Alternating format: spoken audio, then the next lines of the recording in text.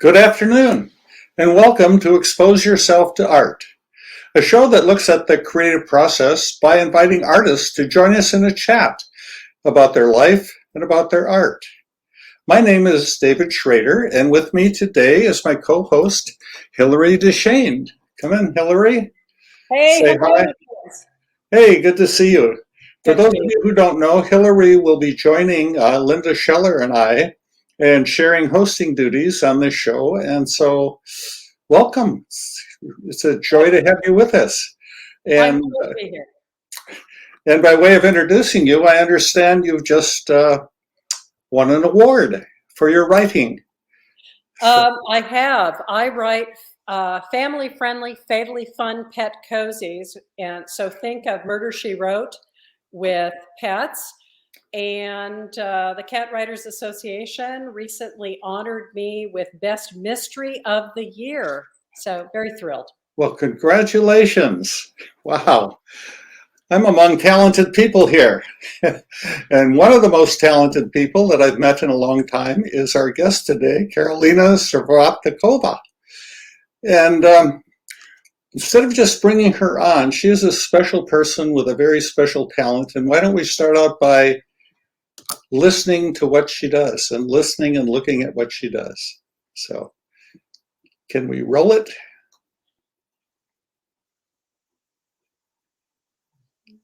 There we go.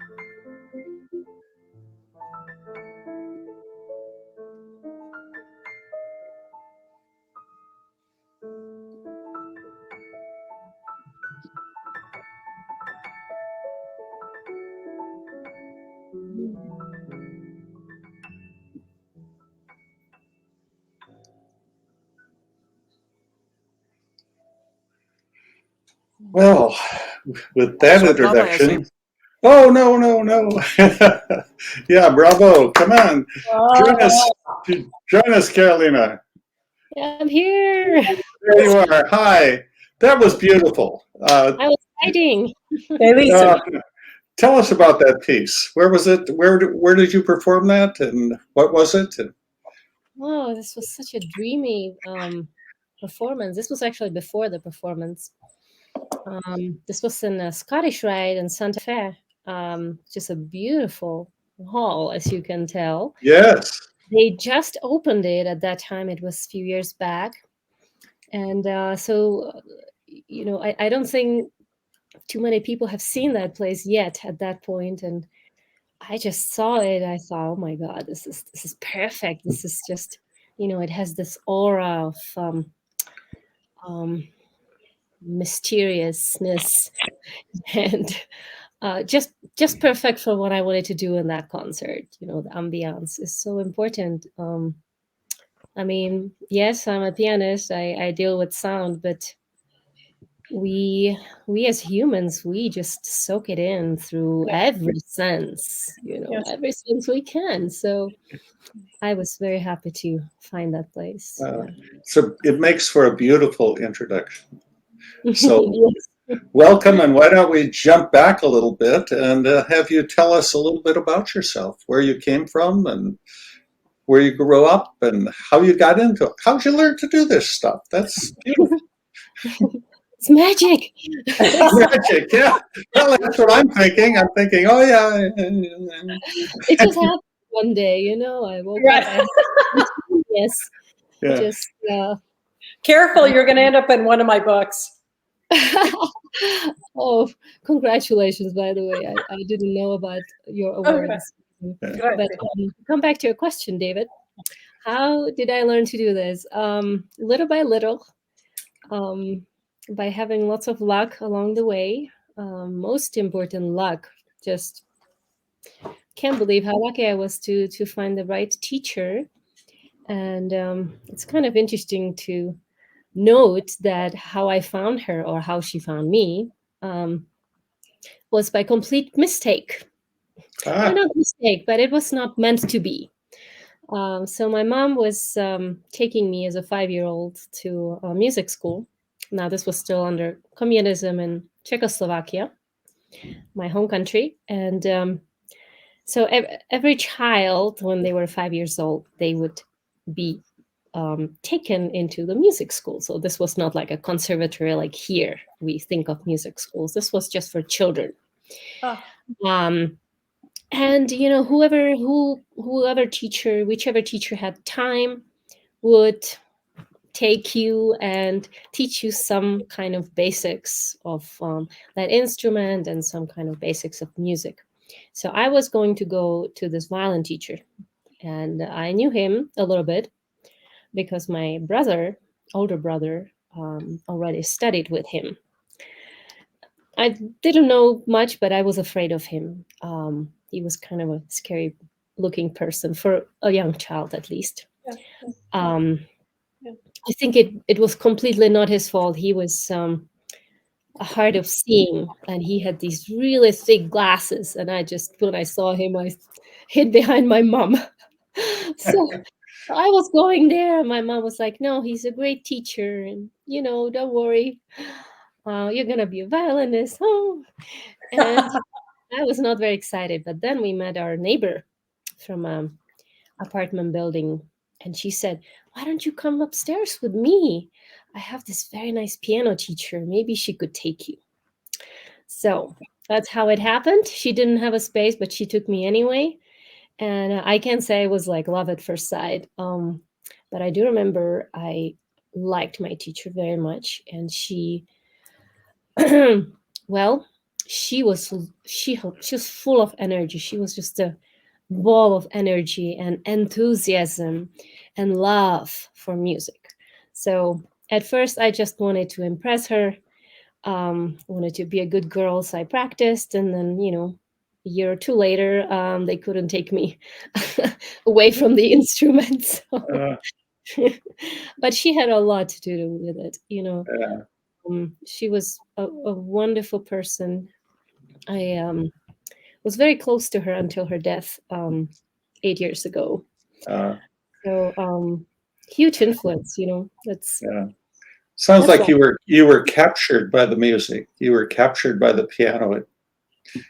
It's where you belonged. Eventually, yes.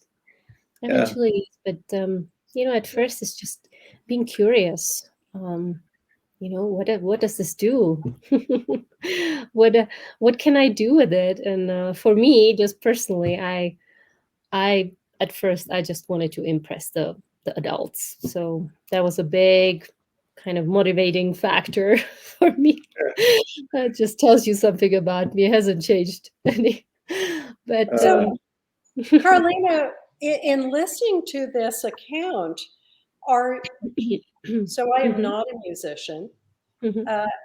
What I'm hearing is that I have always thought that it was the instrument that shows the musician, but it sounds as if you're telling me you have musical sensitivity Mm. and the instrument you end up bonding with is almost a Mm. function of chance or the teacher available. Mm-hmm. Well, you know, I think I would agree with you there because I think everybody is a little bit different. But I know that I could have as well been a violinist. I would have loved it. A Yes. cellist. I was a cellist for a while, actually. Ah.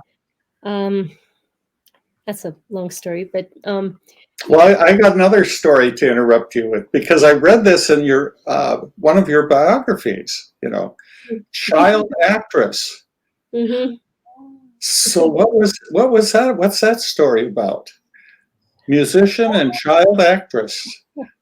Well, it was actually through piano because Oh, I started doing competitions at 7, so about 2 years after I started playing the piano, and I was doing well. I was really going fast forward, and based on one of these competitions, I think I don't know exactly how it happened, but somehow it was connected with the music, and so I was taken to what's the word, like Yes. audition to be an actress, Mhm. child actress, and the first one was for Mozart's sister, Nana Roll. So Yeah.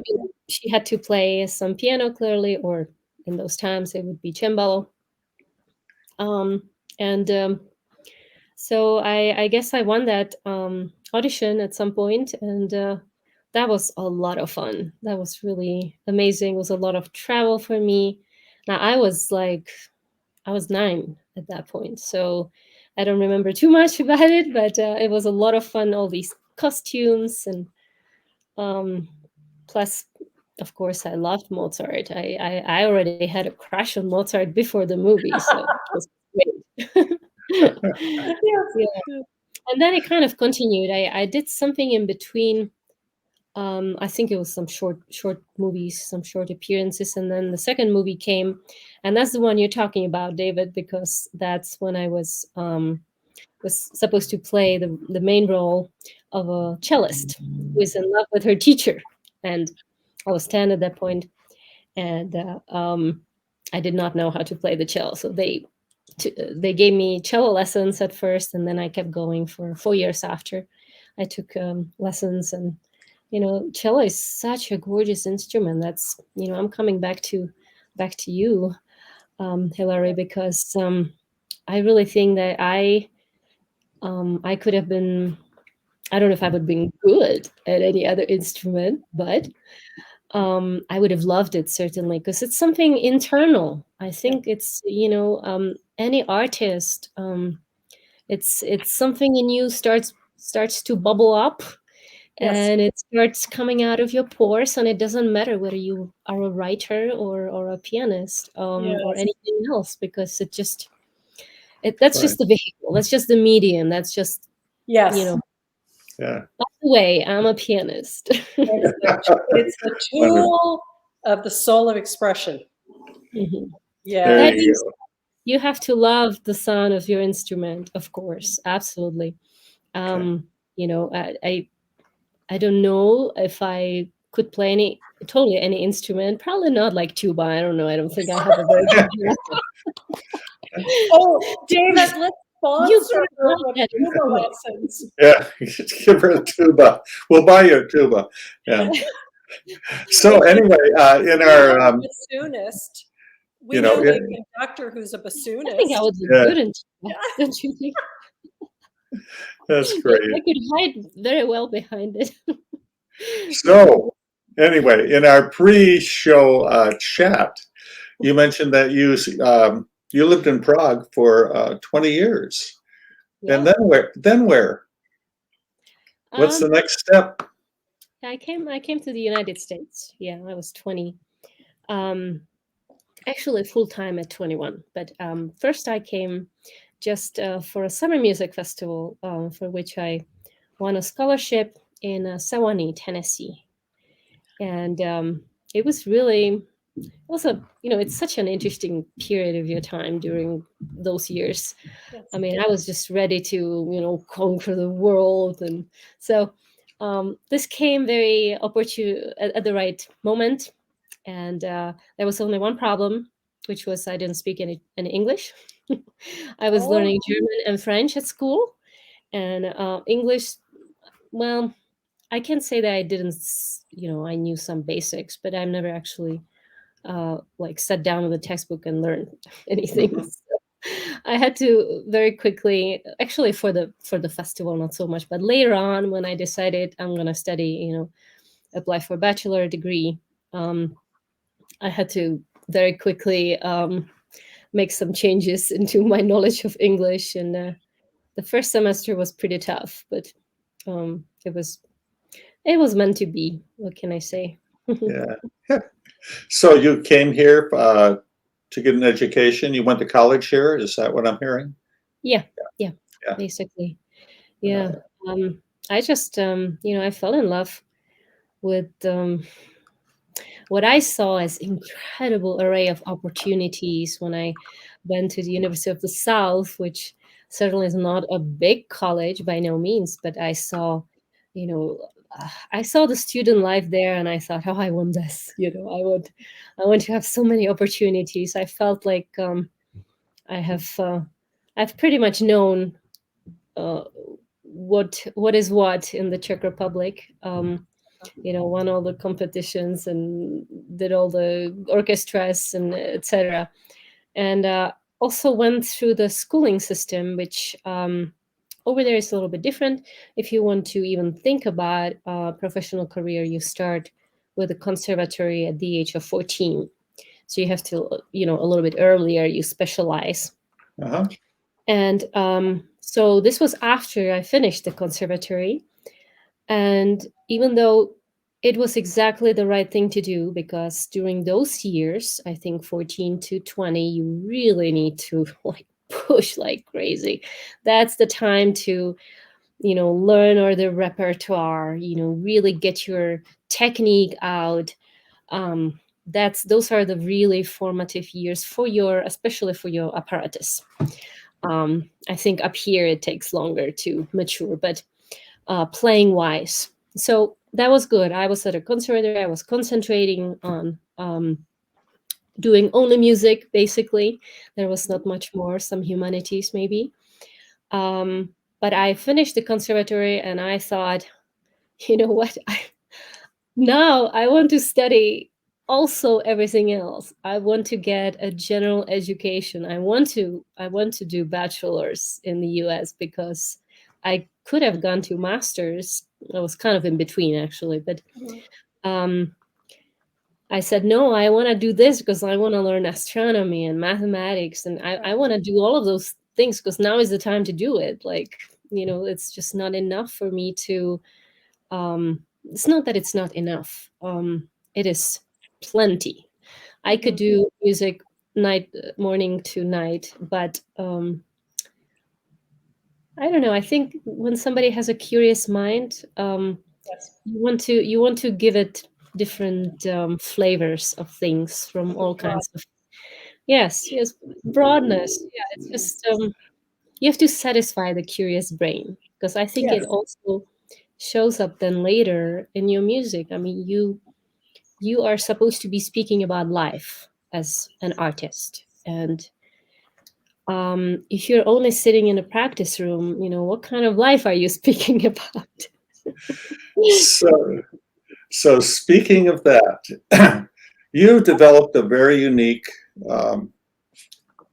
concert program. And so before that happened, what did you think was going to happen? You went to conservatory, you became a pianist. Were you looking at a life as a pianist, as a concert pianist, touring, something like that? Was that in your head of what you were going to do? Yep. Yeah. I pretty much decided at my first competition at the age of 7. At 7? What am I gonna do? Yeah. And I didn't think of updating it for many years. Okay. So yes. Okay. So anyway, that question was a prelude to when did you start developing these dramatic concerts? Mhm. Where did that Um, come from? it little by little, it was pieced together. Few things. I had a wonderful teacher in during my doctorate at UT Austin. His name was Bob Freeman, and he was a director of Eastman for 30 years before he came to Ah, Austin. yeah. And excuse me, he's still alive, but um, he was such an incredible mentor because he knew that we need more than what we are learning at school to really make ourselves viable in the real life, basically outside of the school. Mhm. So he always put various ideas. He came to class and he was supposed to talk about piano and violin literature. That was the class. And he would come to class and say, okay, you guys read this and this and this. And now I'm going to teach you about the real life. And he went on kind of telling stories from his directorship of, what worked, what didn't work, what set some people apart, what made them have a career and others not have a career, even though they were the same talent or, things like that. So his idea, it was the first kind of impetus. Think outside of the box. Think, how you could what makes you maybe different. And I thought at my childhood years as an actress, because I really liked it, actually. That's good. Yeah. Very young child. So it was kind of in that period before you get really, well, you start being very self-conscious. So I didn't know if I could do it or not because I was just kind of naturally acting before. But I thought maybe. I mean, I loved it, so maybe I should try it. And along with that, I started feeling that I need to connect to my audience better. Not that I need to, but I wanted to connect. I wanted them to have this experience, this intimate experience with music that I am having. But I'm living with that music and with that composer and with their stories for months at least before I come on stage and play it. And so I can't even, I don't know how many hours, but I dream about them. That's that kind of involvement. So I'm going to be, of course, have a different kind of experience of the music than somebody who has never heard it and doesn't know anything about, what was going on in that composer's life, let's say, when they were composing this. And sometimes it matters, sometimes it doesn't matter so much. I think music speaks for itself and it doesn't need explanations. But I think that by this thought of portraying a musician, I can channel them the music through them, through myself, and also along with that, channel their stories of their incredible lives. And frankly, it really intrigued me. It made my job very exciting, even more than with just playing. Just playing. Just playing, yes. Yeah. But I also could tell that suddenly people, they were really connecting to it because they knew the context. Oh, he's writing her how much he loves her. That's what's going on. Now I get it. And they don't need more. They don't need to be told what to feel or anything like that. I just Right. think putting it in context and putting it closer to you is very important. Wow. Yeah. That's a good lead in. Mm. So the first time I saw one of your shows was with Clara. Obviously, was that your first first show that you did that way? Why don't we take a look at this, an excerpt from Clara? Sure. If we can get that rolling now, see what that's like, and let people see what we've been talking about. So here we go.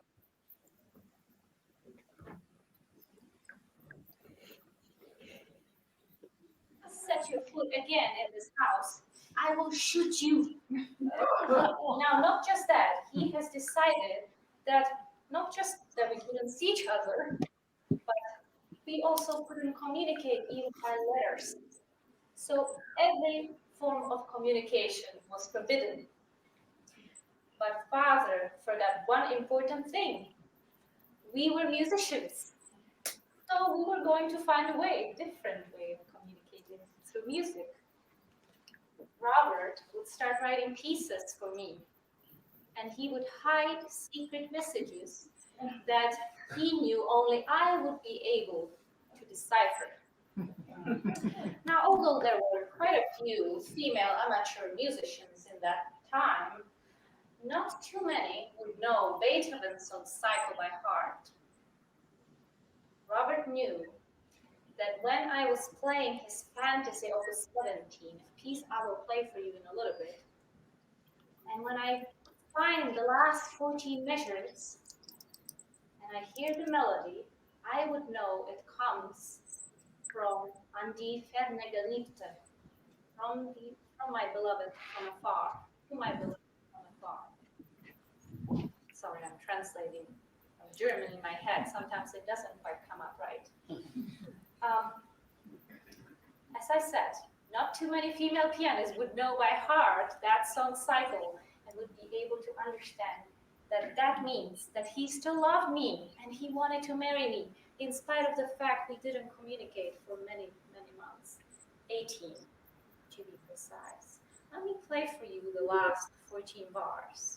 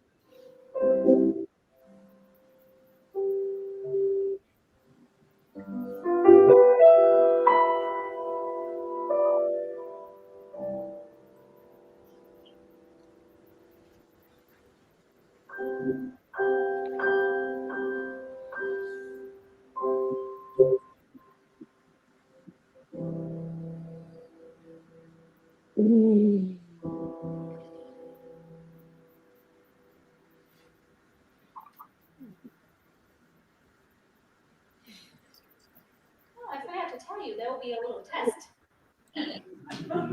See whether you're sleeping or listening. Heard how many times I played the melody. I guess. More than once, right? Well, I played it 4 times. And that too was a message. That was kind of a magic number for me. I would always have to practice everything 4 times. Now, many pianists you have to do a lot more than 4 repetitions, but that was enough for me. So that was another way from Robert to say, this is for you. Now, this fantasy that was written during this terrible 8-month period was based on a poem by Friedrich Schlegel, our favorite poet. I will recite it now for you in my native German, and then I will translate it. In alle Töne tönet, im bunten Erdentraum, ein leiser Ton gezogen, für den, der heimlich lauschet. In earth's variegated dream, one quiet note sounds through all the others for those who secretly listen. And I did listen. So this is his fantasy, Robert Schumann's fantasy, Opus 17 in C major, first movement. I think we can close it now. Yeah. So that was Clara Schumann. Fill us in on the story, and just tell us about her. Yeah, gosh, Clara has been always my role model. How could she not be? She was incredible child prodigy. But not just that. She was like Mozart in many ways with her talents, her composing at a very, very young age, 3, 4 years old, and touring as a really young child and supporting the family, just like Mozart did, Wolfgang. And so, of course, I read about her since I was a child myself.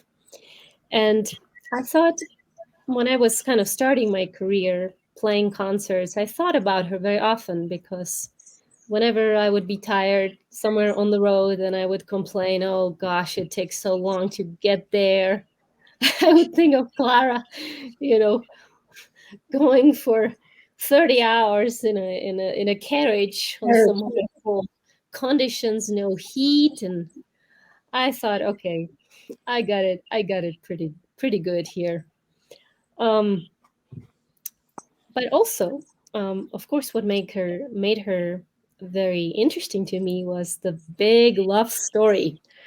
Um, when she was about 13 or maybe even younger now, young Robert Schumann came to live with them because he wanted to study with her father, who was a very famous pedagogue. And well, she looked up to him. He was older than her, and he knew so much, literary work, so many literary works. So he would recite poems to her, and he would talk to her. And I think that was actually what made that relationship work, was somebody talked to her. She had a very sad life as a child because her father, by everything I have ever read, I'm sure he must have loved her somehow in some special way, but I don't think she really knew love very much. And she had to perform and perform and perform, and that was the way. She was his ticket, clearly, as the child prodigy, and all the students wanted to study with him and be like her. I don't want to speak badly about him, but he really was kind of a difficult personality, which came up later on. So now finally somebody talked to her, young Robert, and she was too young, so they were just friends. But eventually, they fell in love with each other, and the father said, "Forget it. You're gonna marry this nobody. This, he's a composer. Who knows him?" So he was absolutely against her. But there were some other reasons, such as he would lose income, the father. So and that actually was a reason, because later on he sued them. He sued both Clara and Robert. They wanted to get married. He sued. I guess he sued just Clara in this case for her salary, which he thought should go to the father still. So it was a very there is a lot of drama there, shall we say? But of course, Yes. love story all between Clara and Robert. That's probably the biggest love story in music. Well, I'm sure there were many. I don't. don't mean to put anybody's love story down, but it really was an incredible story where, in spite of all troubles, they got married and started a family together. I think Clara had 7 children. Meanwhile, whilst Whoa. working absolutely full time on being a pianist, because she still was the breadwinner. Not because Robert wouldn't be talented, but it just it took a while before his fame spread. And also, later on, Robert was dealing with some psychological problems, which ended up not being so psychological, ended up being a result of syphilis. And so he ended up very badly, which was, of course, absolutely tragic for Clara. So I don't know. I just could not let that story be. There was just so many things that, frankly, I felt a little bit close to myself, and I just thought, well, Clara is it. She will be my first one. I'll give this a try, and we'll see what happens. I'm not an actress, but I love Clara, and I'm really passionate about telling her story. So that's what I am. I am Clara. Yes, yes.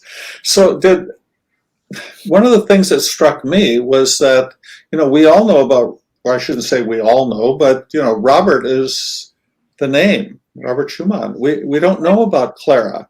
Did that play a part in your wanting to do this, to bring that forward? I mean, she was a breadwinner. Yeah. Yeah, you're bringing up an important point. Clearly, I could not play Robert Schumann, so I chose Clara, and of course, I also felt much closer to her.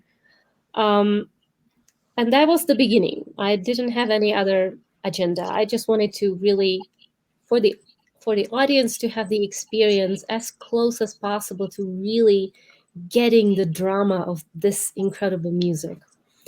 And later on, as I started diving into other women in music, I realized that Clara was not by no means the only one, and she was a famous one. Compared to many other wonderful female musicians that I later learned about or even portrayed, she was very famous.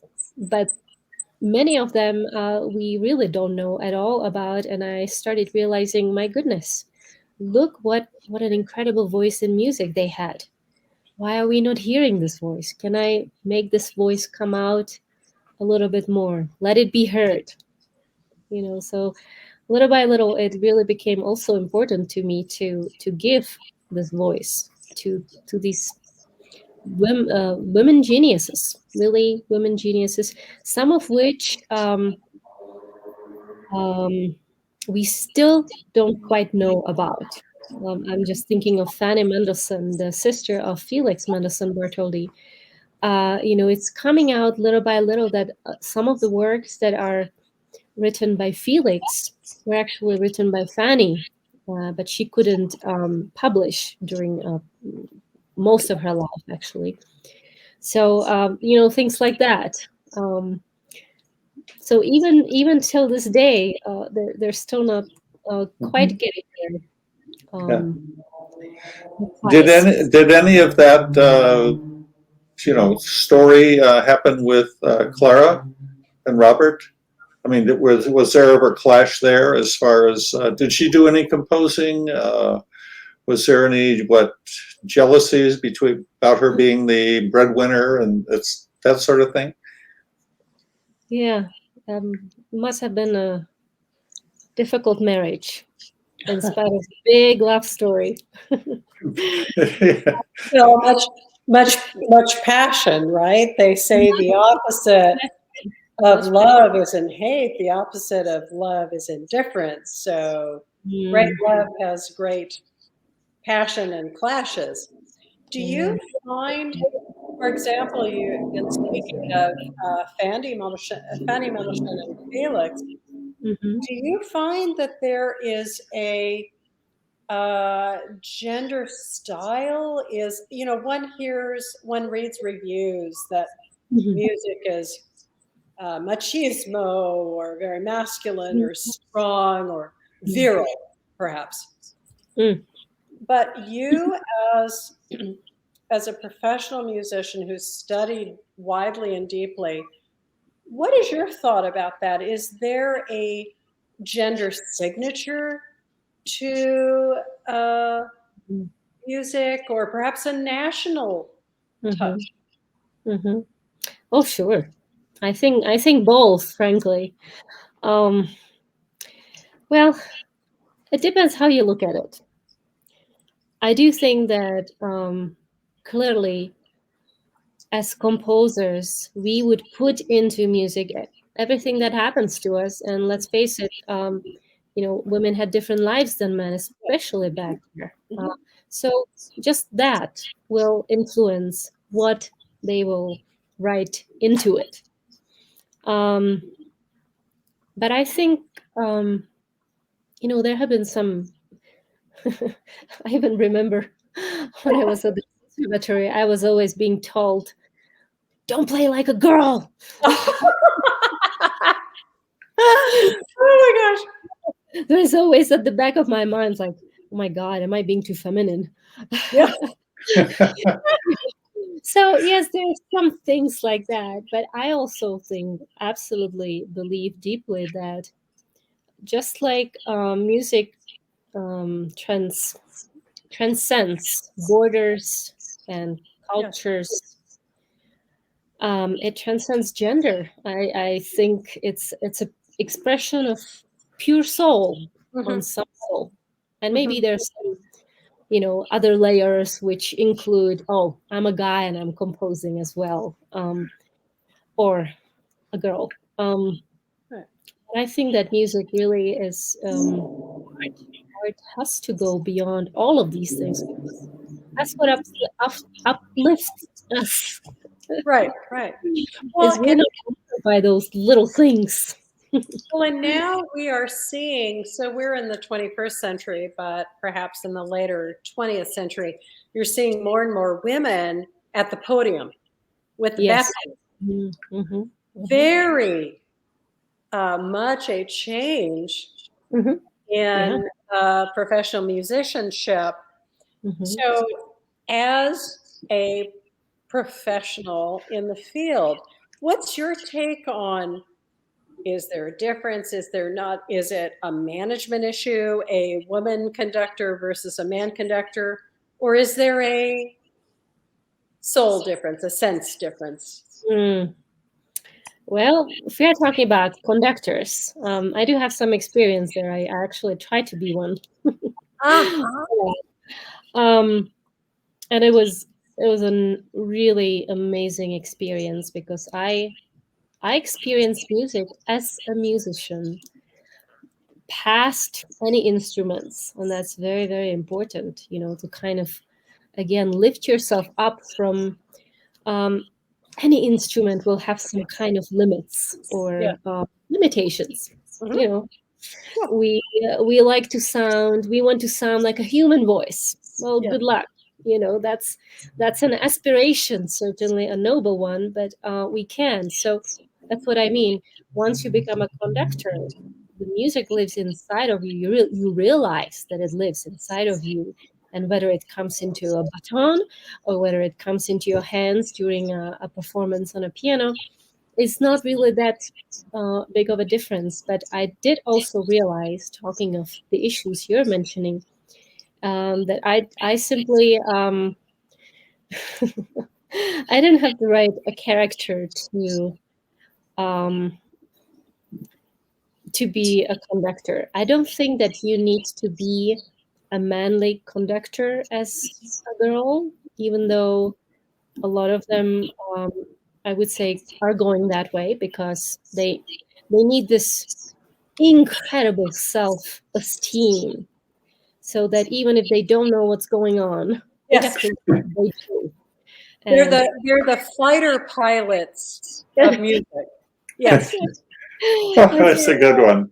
Anyway, That's- so I won't go into details, but Yeah. I wish, and I'm a big fan of any woman or man who is Yeah. making it in music as a conductor or otherwise. And there's certainly many more women now in music. It's wonderful to see, and I've seen, I have seen wonderful women conductors, and you know what? They don't conduct like the men, and they shouldn't. They have to conduct like themselves. We all have to conduct or play like ourselves because we all have something unique. There's Right. nothing inherently bad about playing in a manly way or in a, Right. in a female way. This is another good transition because the next excerpt we have from you is from a female composer who actually, at least when I watched the video, she took a turn at conducting. So you want to say a few words to introduce this, and then we'll take a look at the. So this will be what I call Vitka. Vitka or Vitulka was a nickname of a young, very young conductor, female conductor from the Czech Republic or Czechoslovakia at that time, because we're talking about the 1930s. When I say young, she died at the age of 25, so she had very short time on this earth to create some wonderful music, which she did, and also win competitions, both as a composer but also as a conductor. So at the end, she conducted the BBC Symphony Orchestra. She conducted her own piece because of this competition, and the Second World War was just about starting, and she died in 1940. So just as Yeah. the troops were entering Paris.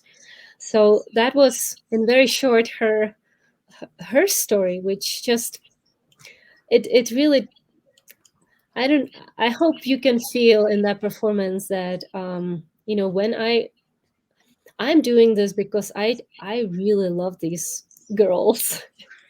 I really want them to live again, because I feel absolutely terrible. For example, with Vitka, I did not learn about her in my conservatory education in the Czech Republic. I have heard her name, but I thought, actually, we learned something along the lines of, oh, she was a student of Bohuslav Martinu. Martinu is another famous composer. And that was it. That was it. Well, so let's see how you bring her to life. I'm yes, really looking forward to this. let's bring on Vitka. Yeah. Yes.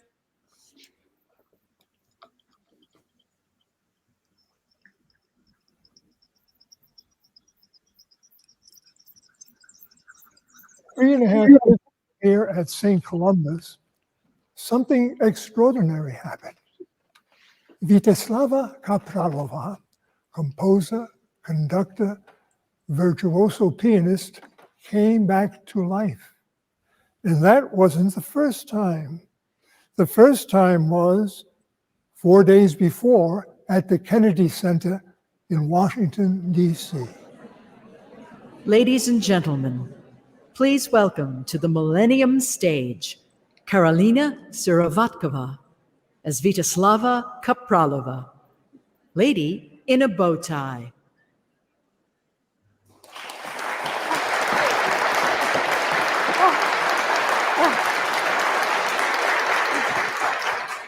And 4 days later, to our delight and surprise, this is what happened.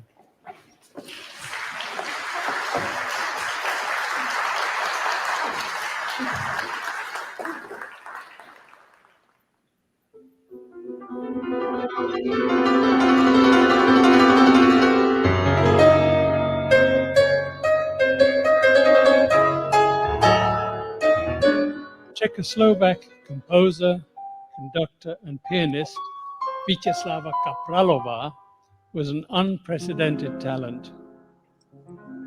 Her time on earth was brief, yet she managed to make a mark on the canvas of humanity. Mother ran into the kitchen, lifted me off the floor, and started screaming, "Tatiček se vrací." Daddy is coming home. We went outside, and on the streets, people were dancing, hugging each other.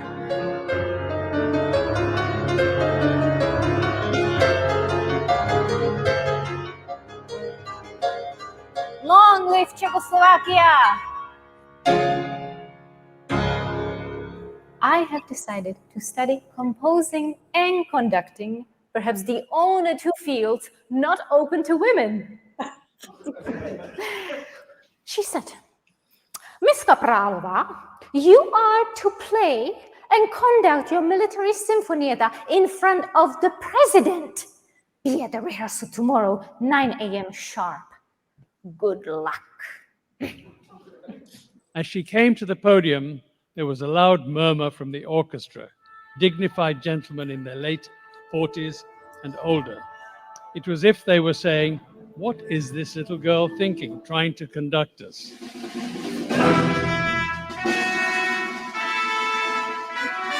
But as she began to conduct, the orchestra became one large breathing organism, something only great conductors achieve.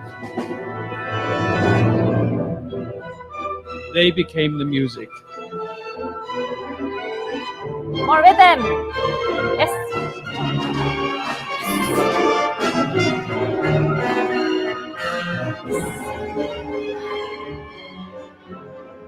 Then came September the 29th, 1938. The Munich Treaty was signed and Czechoslovakia's fate determined. Everything changed. Her homeland was given by Britain and France to Hitler, offered like a sacrificial lamb to appease the devil.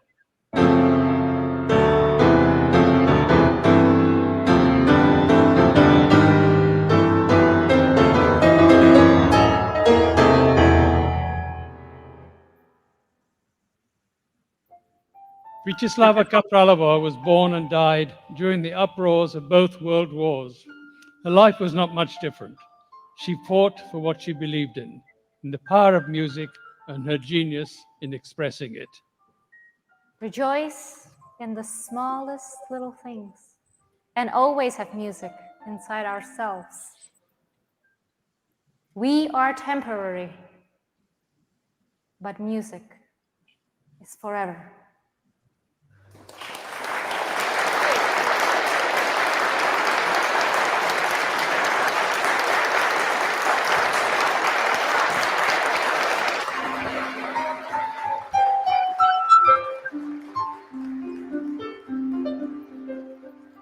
That was just a taste.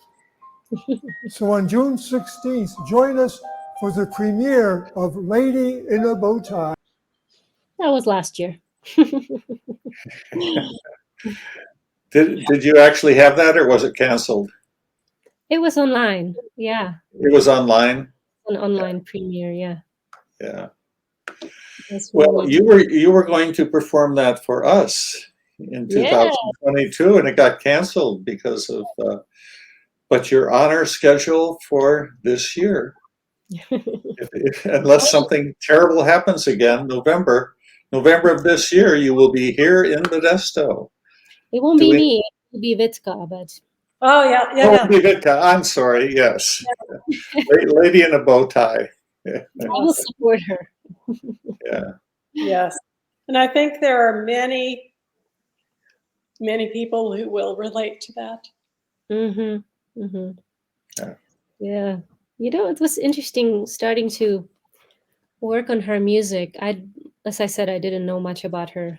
But I started reading through her music, and I just felt so much life in her music, so much wanting to live and grow and do as much as possible. I would say she almost killed herself with how hard she worked. And after that, nobody even spoke about her, not even her teacher, who actually also was her lover and partner for a while, I thought, why is nobody doing Vyacheslava? She needs to come alive. Oh, there was actually a story with that too, which made me decide to go deeper with her, which was I was doing research on her already, but I wasn't sure if I wanted to make it into a drama concert yet. So I was in Brno, which is a town, second biggest town in the Czech Republic. And it's towards Moravia, so it's kind of east of Prague, which is the area where she grew up. She was from Brno, and then she actually loved to come to this little village called Tři studně, which means 3 well springs. It's a tiny little village. I mean, there is just a little road and a few houses, and some houses spread out in the forest. And as I was in the archives in Brno, I saw I had to sign in.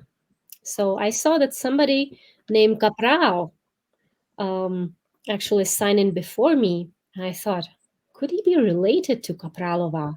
Kapral is the male version of Kapral. Right. Like the OVA at the end makes it for female ending of names. And so I asked about it, and the gentleman at the library at the archives said, "Oh yes, that's the cousin of Vyacheslava Kapralova. He comes here." And I said, "How do I get in touch with him? I didn't know he was still alive." And so he said, "Well, we can't really give you any, we can't give out any contact information, but I can tell you that he lives in Tři studně." So I thought, okay, I'm going to Tři studně. I'm going there. Right. Cannot be that difficult, right? There are not that many houses. So I ended up finding him, and he was there. And I was actually with my mom, and we were invited inside, even though it was kind of an inconvenient time. By the time we got there, it was like Sunday at 7 p.m. or something like that. We just knocked on the door, and I said who I am, and he said, "Please come in. Here is Vitka's piano. Please play some of her music for me. I would die to listen to her music." So I just sat down and I played her preludes for him. And we immediately just, it was one of those meetings I'll never forget. I'm still in touch with him. He's doing well. He's 87 or 88 might be now. He's very much dedicated to making her work known. So we were on the same page there. Wow. Well, we're closing in on the end of the hour. And I just want to say, well, you know this. I'm a fan. First time I heard you do Clara, it was like, yes, this is what it should be. The music, you were a success. The music came alive. Everything about it came alive for me. And with your latest one, the same thing. It's like, yes, this is how we need to hear music. This is how we need to communicate music.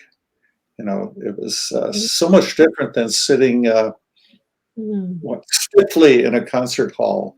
You said it. You said it. Communicate. We need to communicate more in whatever way. I'm not saying this is the only way or the best. Right. But it's my way. I'm doing it. I'm sticking to it, and I'll keep giving voice to these wonderful ladies. Yeah, it's definitely my passion. It's 5 o'clock. Yeah. It's 5 o'clock. Oh, for where you are. Yes. Okay. It's only 4 o'clock here. That's okay. That's okay. Like the Raven quoting. So anyway, thank you so much for being with us today and sharing your thoughts and your music. It's wonderful. Oh, thank you, Karolina. Both of you, thank you so much, and I can't wait to see you in person. Yes. Sometime well, soon. as you said, not you personally, but all of we'll see you in November, and we'll, hopefully we'll get a big crowd. Yes. to appreciate what you're giving us, what you're sharing with us. So thank you. Thank you once again. And so, Take care. Good night. and to everyone else out there, goodbye. See you next week. Okay.